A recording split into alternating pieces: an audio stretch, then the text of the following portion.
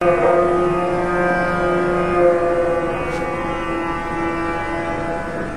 was information from the Indian government that a refugee train is due to arrive. Muslim refugees from other places. And I remember twice, not once, twice. When the train compartments were opened, they were full of dead bodies. They had been slaughtered. It was a horrible sight I can't get over.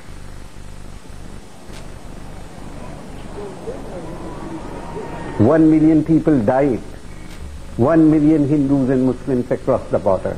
And 10 million people were uprooted. The biggest price that any country ever paid for such kind of operation.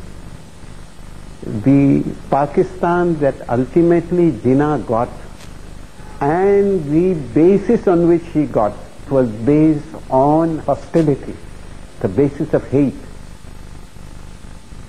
And yet for most of his political life, Jinnah had been anything but a Muslim nationalist. Indeed, unlike the Hindu Gandhi, he had little interest in religion. In 1915, Jinnah gave a garden party to welcome Gandhi back from South Africa. Thanking his host, Gandhi publicly singled him out as a Mohammedan. The tactless description set an uneasy tone for a relationship which would have profound consequences for the subcontinent. Jinnah resented being typecast as Muslim when his manner and dress were so westernized and modern. He was very British in his own character. That is the funny part, you see. He was so British, it's just not true. The way he behaved, the way he lived, the way he ate, the way he stood, everything that he did was very, very British. As a young man, Jinnah had trained as a lawyer in London. Back home, he soon became one of India's leading barristers and a prominent campaigner for self-rule. He was a member both of the Muslim League, set up by wealthy landlords to protect Muslim interests, and of the Indian National Congress, which became the leading force for Indian independence. When Gandhi came from South Africa, my father was already an established politician. What would they have had in common which would have led them to understand each other? Well, I think the original thing that was in common was how to get the British out. That was the, how to get India independent. If you read what Jinnah said and did right from 1906, when he really entered active politics, you cannot find a better explanation of the Hindus and Muslims coming together, emphasizing the commonality between them. Jinnah came to be known as the ambassador for Hindu-Muslim unity. But, ever the lawyer, he believed freedom should be won by political negotiation. In 1920, this provoked a split with Gandhi. Like Jinnah, Gandhi had trained in London as a barrister. But he discarded his lawyer's suit for simple peasant's clothes, and he turned the elitist independence movement into a campaign of mass civil disobedience against the British. Such unconstitutional action was to Jinnah an anathema. He was, in the very precise European sense, at that juncture, a very secular person. His politics was liberal, his politics was secular. These were the two planks he was pursuing. These were the planks on which his militant nationalism rested. And Gandhi's appeal to religion as the basis of drawing people into politics, particularly as far as the communities of Islam was concerned, because he reached out to the pan-Islamic sentiment of the 20s, Gandhi did. And Jinnah was very unhappy about this. Isolated, Jinnah left Congress. After his final speech rejecting Gandhi's new tactics, he was booed off the stage.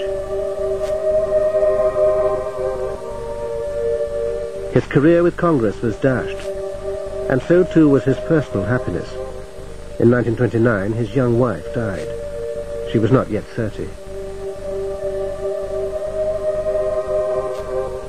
Jinnah decided to leave India. He set sail for England where he would live for the next 5 years with his sister and daughter. Nothing could have seemed more improbable than that in just a few years, Jinnah would found a nation.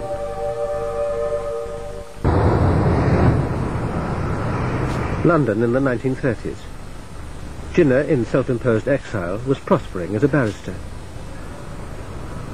Meanwhile, in the unlikely setting of suburban South London, a group of Indian students came up with the revolutionary idea of a separate state for Muslims. In Surbiton, London, we had a big dinner, and we were thinking of these ideas, various ideas of how can we get freedom, how can we get freedom. And finally, it emerged like this.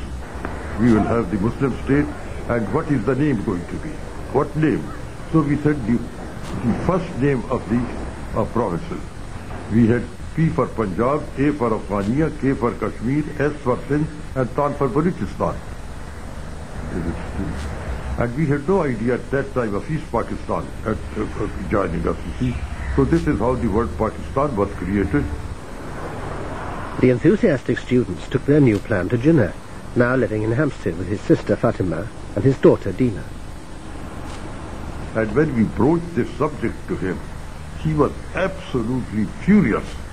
And he said, almost he said, if I can remember quoting him, had it not been for your ages, I would have taken you to be stooges of British imperialism.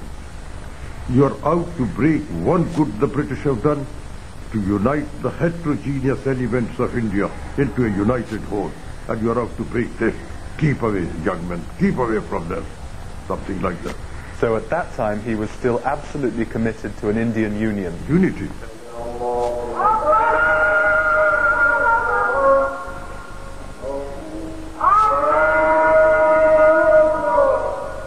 But in the 1930s, some Muslims in India were becoming worried by Congress. They believed Gandhi, now India's political superstar, was turning it into a Hindu-dominated organization, a charge Congress and its Muslim members fervently denied. Back in London, the Surbiton students were followed by a succession of Muslim leaders pleading with Jinnah to return to India and revive the Muslim League.